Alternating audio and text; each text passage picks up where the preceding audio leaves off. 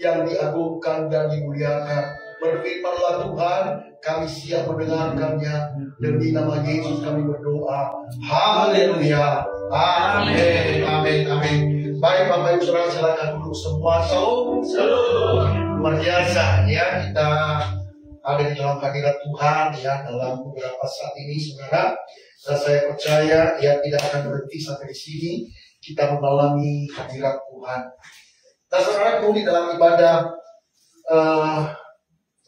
pelayanan ini, saudara, tentu agak beda ya dengan ibadah pada umumnya, karena minimal dulu bentuk daripada tempat duduk kita yang agak melingkar ya. Jadi kita bisa berhadapan, artinya ada fungsi yang indah. Ya, kalau selama ini kita saling membelakangi ya, yang membelakangi yang satu, menghadap yang satu, jadi sekarang ini semua kita berhadapan-hadapan. Ya, karena ada sesuatu hal yang bisa kita kulihat di wajahmu kemuliaan Raja, ku kasih kau dengan kasih Tuhan.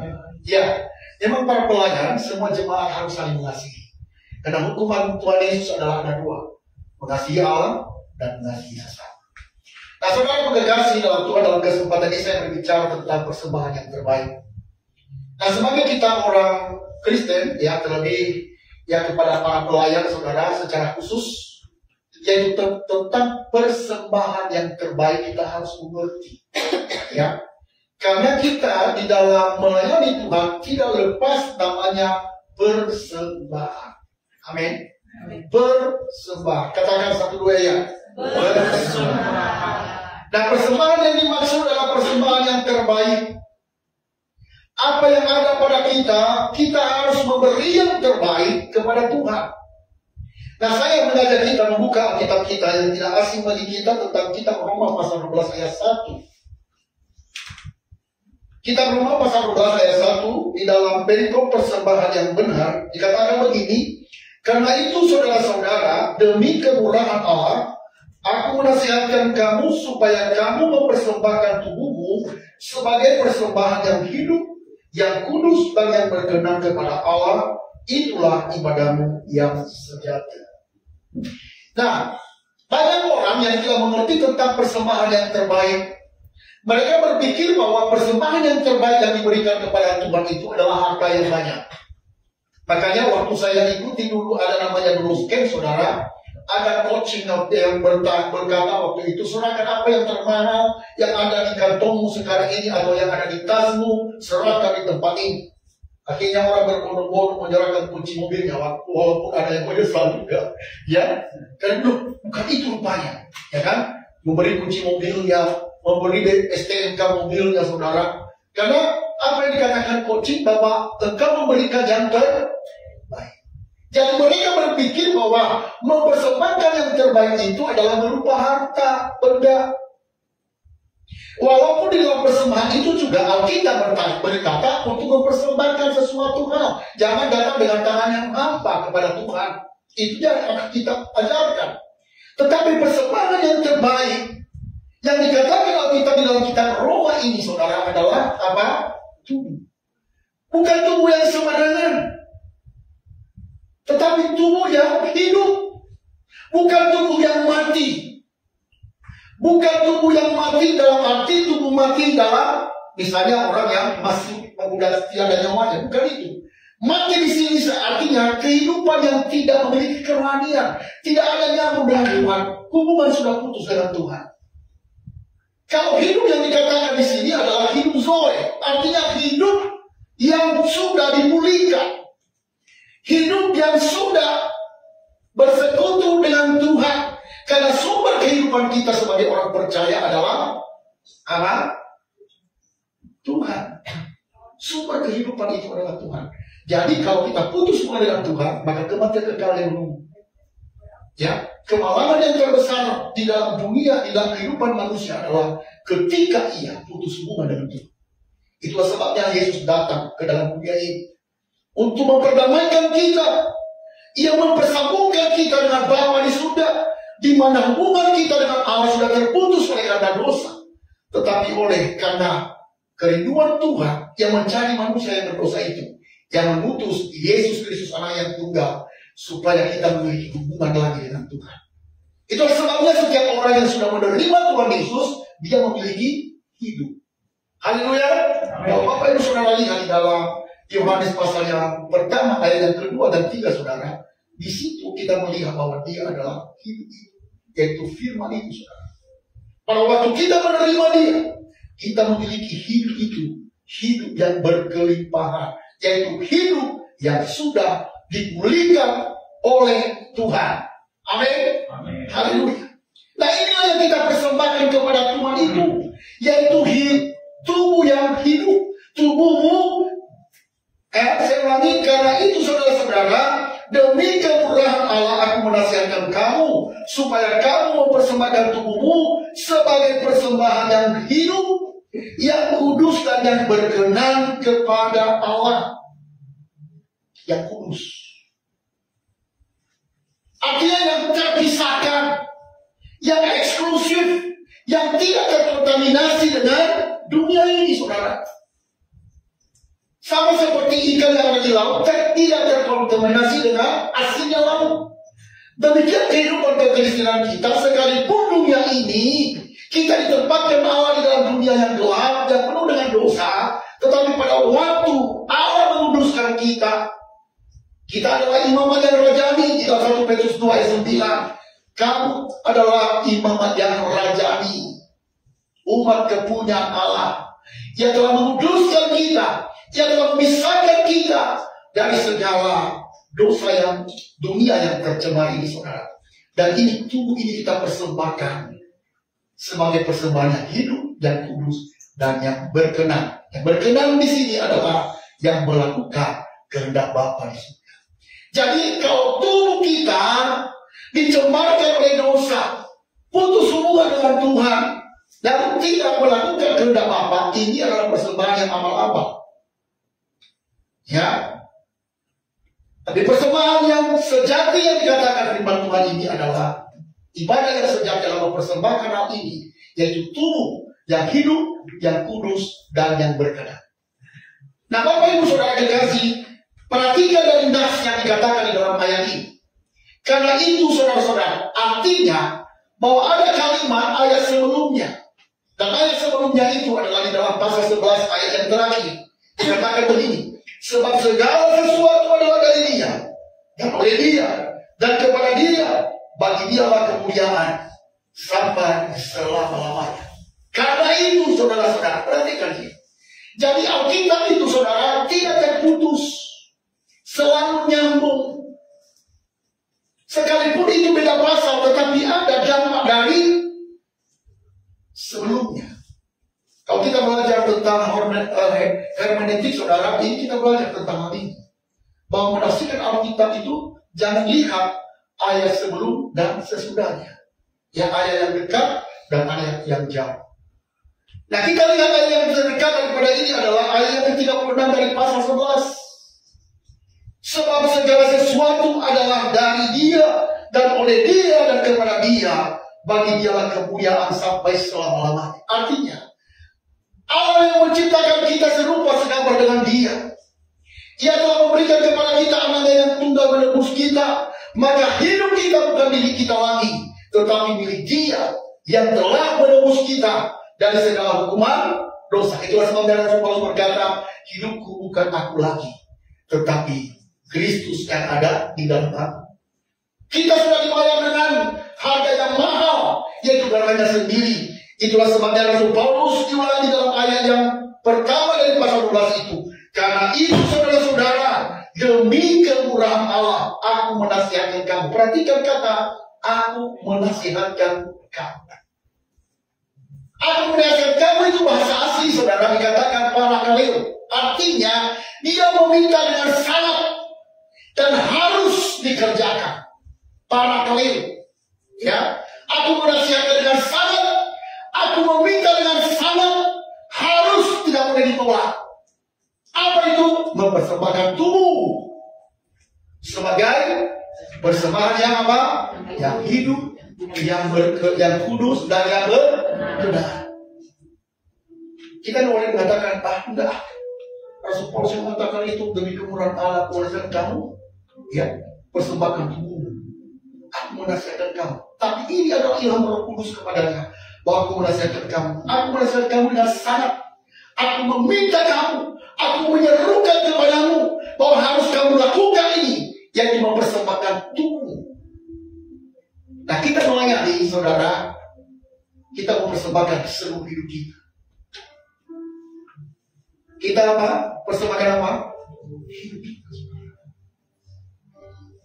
Setiap orang yang saya ajarkan kemarin beberapa waktu yang lalu, yang tentang yang hospitality, saudara, di dalam sesi pertama, setiap orang percaya adalah para pelayan.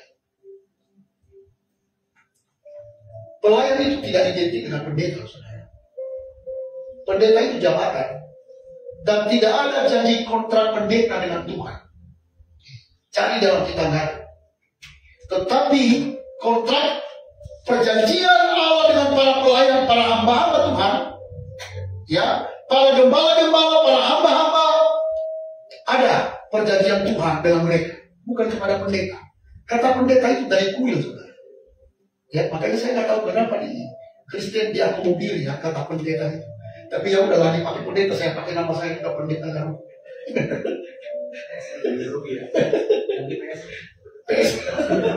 Makanya waktu kemarin Pak Doko, ada biasanya Pak Doko teman kami pendeta, orang kamu pakai PS. Kenapa bukan pendeta? Saya bilang ke dia, pendeta tidak ada kontrak perjanjian dengan Allah, tetapi itu pastor ada. Dia, saya bilang cari kalau kita mana ada disebut pendeta. Iya, tetapi gembala, hamba Tuhan, pelayan Tuhan ada disinggung di dalam Alkitab. Makanya harus kalian bangga memiliki jabatan seorang pelayan Tuhan. Haleluya. Tidak terlalu bangga saya, saudara, menyanggah kata pendeta karena tidak ada dalam Alkitab. Ya, saya lebih senang sebenarnya hamba Tuhan atau gembala karena ada di dalam Alkitab. Hanya karena sinode yang mengatur PDT, PDM, PDB, ya udah kita ikuti lah kita apa? Ya, saya mau. Ya, tetapi yang terpenting di sini ini yang Alkitab nasihatkan kepada kita untuk mempersembahkan sebagai persembahan yang terbaik untuk memuliakan nama Tuhan. Saudara kekasih dalam Tuhan, ini penting sekali kita harus lakukan sekarang. Itulah sebabnya para pelayan harus menjaga hidup, menjaga kekudusan, dan menjaga perkenanan Tuhan. Ada tiga yang kita jaga. Sebagai pelayan saya ulangi, engkau menjaga hidup, artinya hidup ibadahmu. Karena kalau engkau putus terkoneksi dengan sumber daripada hidup itu, yaitu Yesus Kristus, maka persembahan apapun yang engkau lakukan itu semua kekejian di hadapan Tuhan.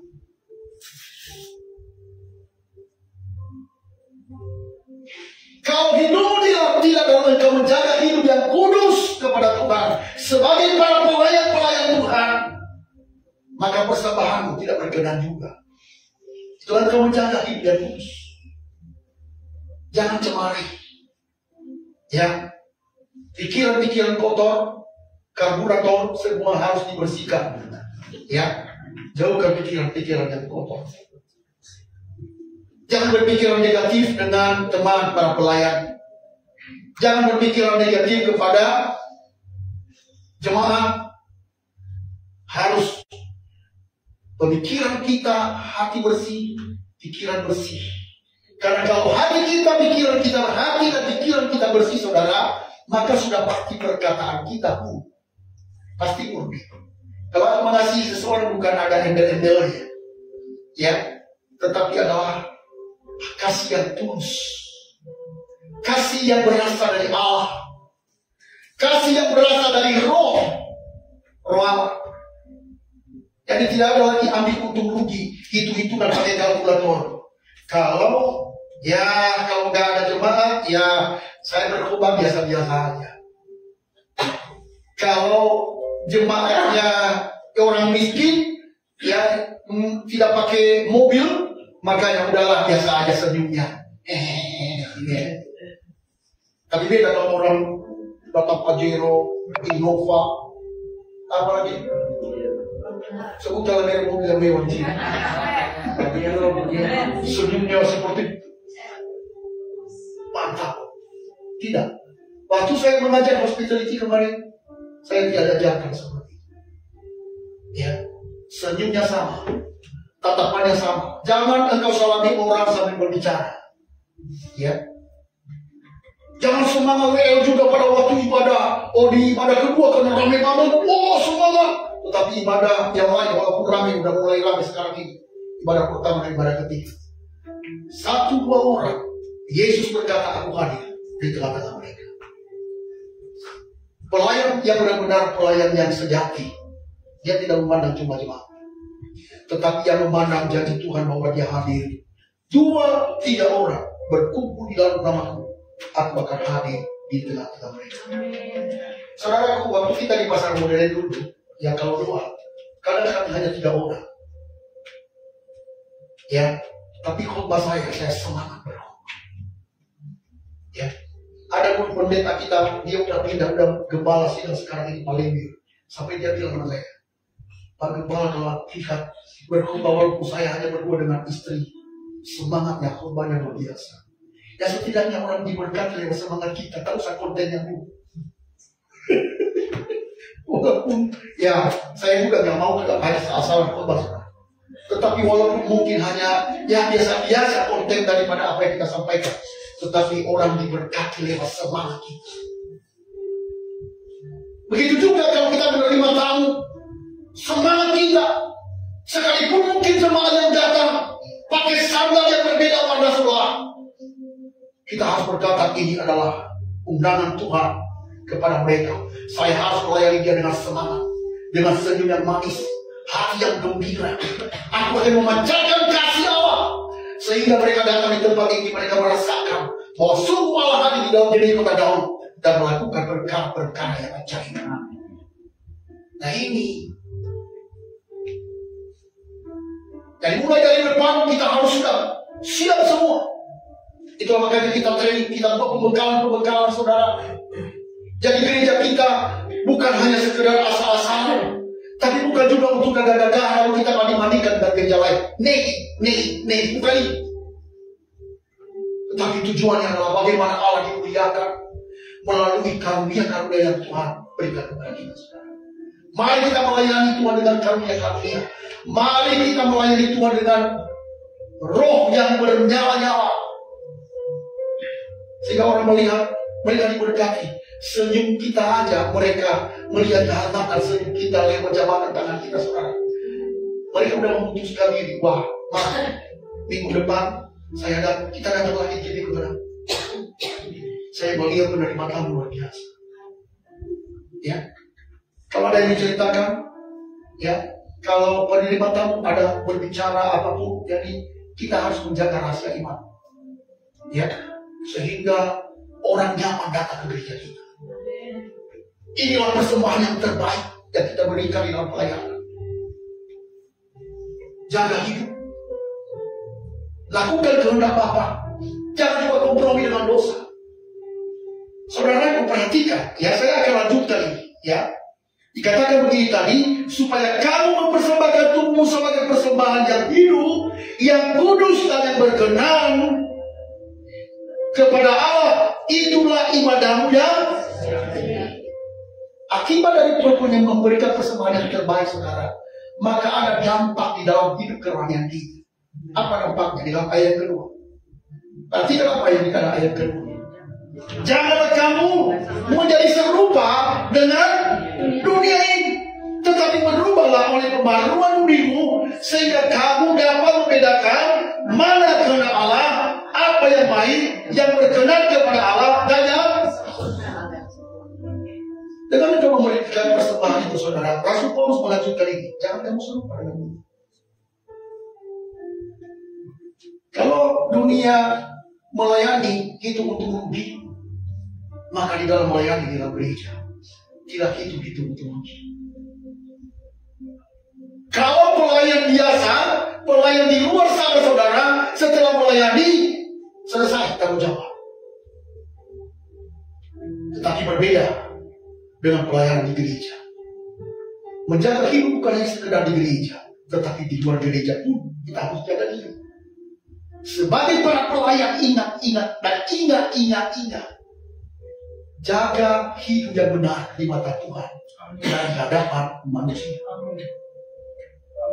Jangan menjadi batu sandungan bagi orang lain, sehingga nama Tuhan dipermalukan, saudara. Coba bayangkan ya, kita nggak ngomongin, dan saya nggak sebutkan nama sinode atau bendera gerejanya. Beberapa waktu yang lalu gereja antara dua berbeda sinode, saudara, bentrok, saling menghancurkan di daerah Jakarta Timur, daerah Cawang sana. Kalian lihat di Google, di Detikcom, masuk di TV, malu kan? Inilah model kalau para pelayan, para jaga jemaat, termasuk para pendetanya, tidak mempersembahkan hidup yang benar dan tidak mengajarkan hal, mengaplikasikan firman Tuhan itu di dalam kehidupan sehari-hari. Akhirnya tercemar nama gereja. Saudara berkasih dalam Tuhan, kita juga pelayan. Baik ibu-ibu, saya katakan kepada di hospitality kemarin di dalam sesi kedua, ibu-ibu, bapak-bapak, kalau ada orang yang mungkin bermasalah dengan bapak ibu saudara tanpa sadari, karena ini kan kita lagi doakan 500 jiwa, 1.000 jiwa, 5.000 jiwa, 10.000 jiwa, 20.000 jiwa. Siapa saja bisa datang, mungkin jadi musuh kita yang dulu datang. Atau mohon maaf, selingkuhan dulu pernah terjadi, bisa saja datang sekarang. Makanya berhati-hati. Cara kalian bertetangga bagaimana? Cara kalian, anak-anak muda ada yang pacaran sih.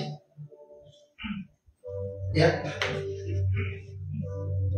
Berpacaran jangan seperti orang-orang dunia. Ya. Berpacaran jangan seperti orang dunia. Kalian sudah pelayan Tuhan. Ya, silakan Pak. Ya, silakan. Ya. Jangan seperti orang dunia. Saya nggak melarang, ya, ada anak muda berpacaran, tapi hidup di dalam hidup yang kudus.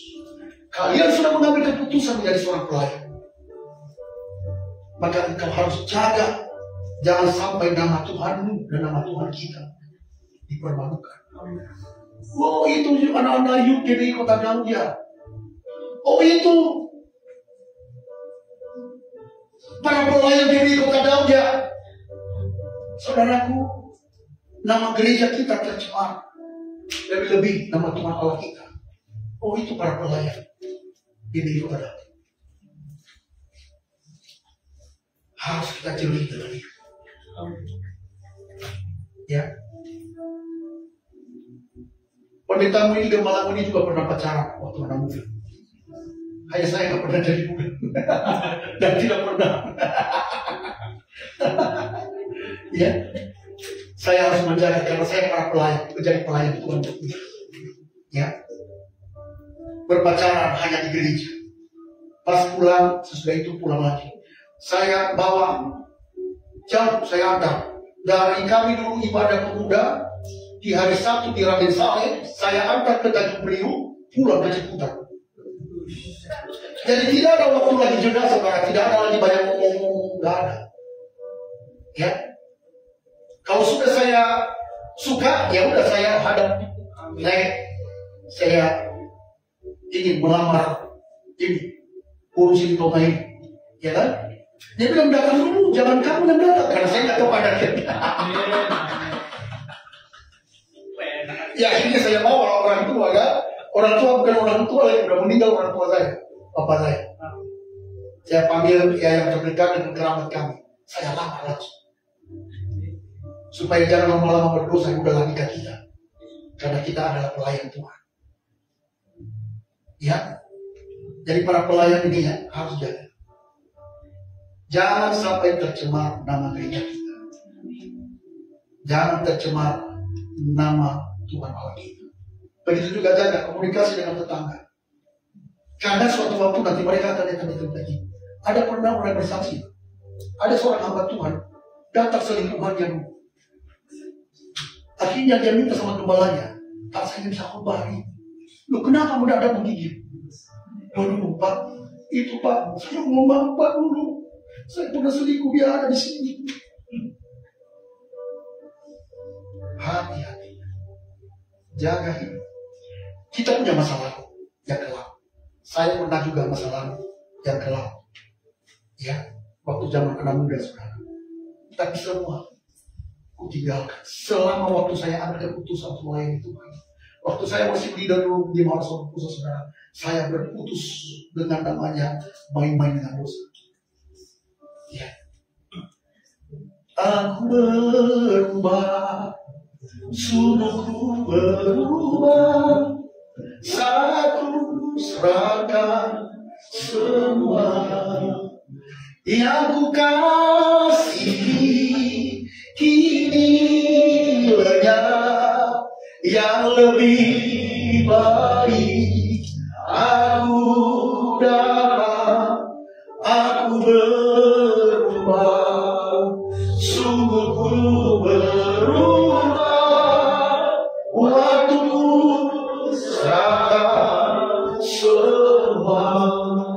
Makanya dikatakan di dalam ayat kedua ini, saya ulangi, jangan kamu menjadi serupa dengan dunia ini, tetapi berubah oleh pembaharuan budimu, sehingga kamu dapat membedakan manakah kehendak Allah, apa yang baik, yang berkenan kepada Allah dan yang sempurna.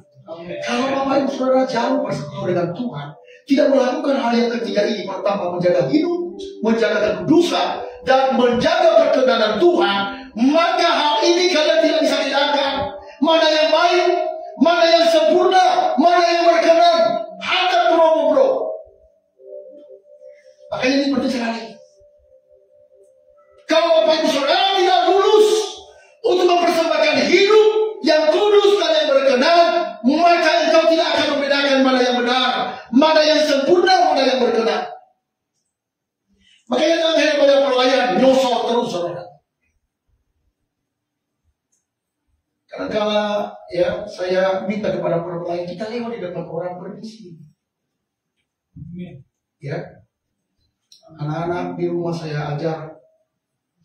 Nah, kalau ada tulangmu, tulang, ya, apalagi saya salah bilang, pokoknya merah mata, kamu panggil tulang.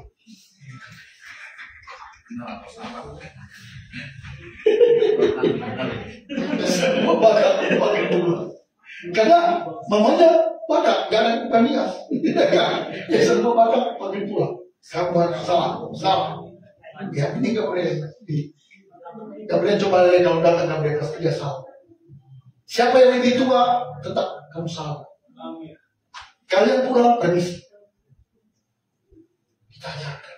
Mulai dari kecil, mulai dari sekarang. Harus mereka peduli dengan itu. Harus mulai begitu. Karena kita lagi membangun hospitality di gereja kita, saudara. Dimulai dari rumah. Ya. Pelayanan itu dimulai dari rumah. Bapak-bapak, ibu-ibu, ajarkan anak-anak. Ya, karena mereka kelak akan melayani Tuhan. Arahkan mereka, walaupun bukan mereka pendeta. Saya nggak mengajukan mereka jadi pendeta kalau bukan panggilan. Jangankan anak-anak saya nggak pernah saya arahkan pendeta. Nah, kalau perlu cetak prestasi di kuliah mana, jangan pilih dulu pendeta.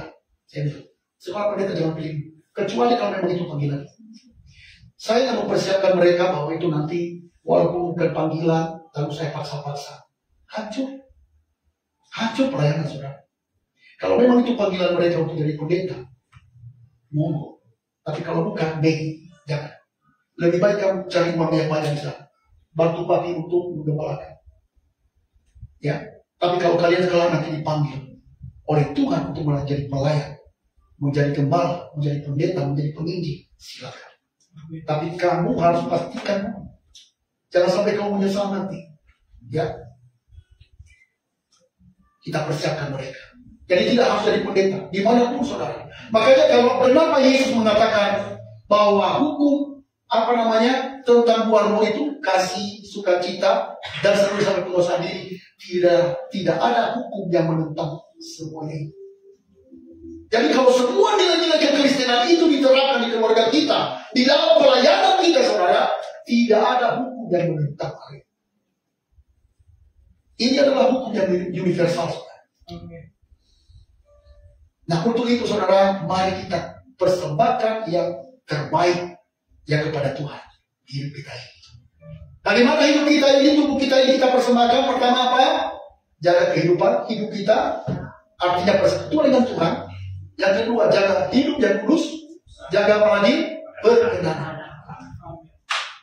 Haleluya. Kalau ini kita lakukan, saudara, apalah artinya 10.000, 20.000 di dompet, 100.000 di dompet, dan kau tidak kasih dalam peti persembahan. Itu semua itu gampang. Tetapi merasa berat engkau memberi persepuluhanmu, engkau berat memberikan ucapan syukurmu, engkau berat membantu itu apa perpanjangan gereja, kau belum, engkau mati dengan daging itu. Berat rasanya. Engkau terus hidup dalam kekhawatiran. Ya. Tetapi orang yang benar-benar mengandalkan Tuhan, mempersembahkan sepenuhnya hidupnya untuk Tuhan. Ya. Tidak ada yang tidak mungkin. Sungguh yang ada jemaat, ya, yang benar-benar saudara saya lihat mereka bukan memberi dari kelebihan mereka, saya tahu, tetapi mereka berani bayar harga luar biasa. Saya sanggup sama Tuhan, ya, dan saya sanggup mereka membuka hati bagi Tuhan. Mereka tidak takut miskin. Mereka tidak takut gak ada uang. Karena mereka tahu kepada siapa kami percaya. Karena aku tahu yang ku percaya, dan aku yakin dan kuasanya, Ia menjaga yang ku perlukan hingga akhirnya. Artinya apa yang kita perlu dia jaga. Makanya tadi jangan takut. Memang betul, kadang-kadang Tuhan uji. Makanya Petrus pada waktu ujian, ayo jalan. Tuhan, aku mau juga jalan di atas saya. Ayo, jalan. Selangkah, 2 langkah, 3 langkah. Ditiup angin. Yesus, tolonglah. Kadang-kadang ini yang membuat iman kita goyah itu karena apa? Karena godaan ini. Tapi coba kalau fokusmu pada saling itu. Engkau tidak akan goyah. Engkau tetap kuat. Tuhan yang memberi, Tuhan yang menang. Wah, Ayub itu gak ada ragu dia. Karena dia tahu kepada siapa dia percaya. Rasul Paulus, dia gak ragu. Karena dia tahu kepada dia percaya. Dia tahu kemana ada pergi kelak. Kita yang melayani Tuhan harus kita tahu bahwa yang kulayani adalah bukan secara sembarangan, bukan hanya sekedar raja di dunia ini, bukan hanya presiden, tetapi presiden di atas presiden, raja di atas segala raja, Tuhan yang di atas yang dipertuhankan. Makanya apa yang dikatakan apa? Daud, dahulu aku muda, sekarang aku sudah tua, tidak pernah aku melihat orang benar. Tidak pernah aku melihat orang benar. Anak cucunya meminta. Amin. Hidup benar, lakukan apa yang terbaik kepada Tuhan. Maka sampai anak cucumu akan dipelihara. Amin. Amin. Amin. Coba lihat apa yang dikatakan Tuhan Allah kepada Musa. Ya. Kalau saudara lihat dalam kisah apa namanya di dalam Keluaran pasal 20. Ya. Aku akan membenci sampai 4 keturunan yang membenci aku. Tetapi berlaksa-laksa aku mengasihi orang yang mengasihi aku. Ya. Hanya sampai keturunan keempat kata firman Tuhan yang membenci dan membenci aku. Tetapi berlaksa-laksa keturunan aku mengasihi barang siapa yang mengasihi aku. Artinya bahwa kasih Allah itu melebihi daripada pelanggaran kita. Makanya jangan kita pernah khawatir, jangan pernah kita takut. Saat kita melayani Tuhan, menyerahkan sepenuhnya untuk Tuhan, untuk kemuliaan hanya bagi Dia. Tuhan Yesus memberkati kita sekalian. Amin. Haleluya, haleluya.